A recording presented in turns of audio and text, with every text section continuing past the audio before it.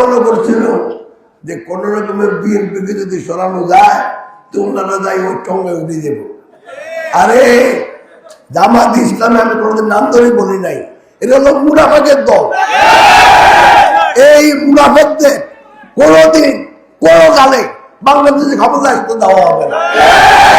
অন্তত যতদিন আমি বাঁচিয়ে আছি এদেরকে ক্ষমতা আসতে দেওয়া হবে, কারণ এরা সবসময় মানুষের পিঠে কোথাকুচি করার জন্য ব্যস্ত।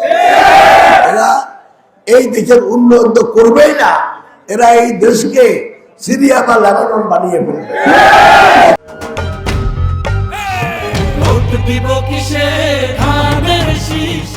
বাংলাদেশ এই ফেনী 3 আসনের জনগণের প্রতি আমার আকুল আবেদন যে কোনোদিন কোনো কালে জামাত ইসলামী জন্য একটা মেম্বারও না হইতে পারে। আর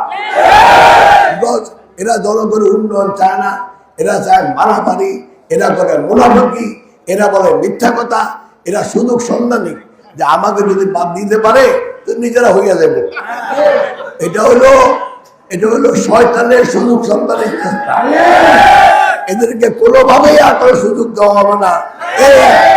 এই ফেনী এবং দাগনভূঞা এবং সোনাগাজীতে আল্লাহ রহমতে এদেরকে আর কোনো সুযোগ দেওয়া হবে না।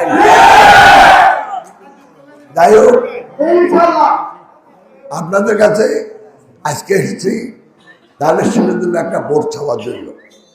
যদি আগেই বলছি, যদি দানের শেষে ভোট দিয়ে যদি আমরা বিএনপিকে রাষ্ট্র ক্ষমতায় আনতে পারি, আমাদের যোগ্য নেতা তারেক রহমান যদি সরকার প্রধান হয়, তাহলে আল্লাহর রহমতে বাংলাদেশ সামনের দিকে এগিয়ে যাবে।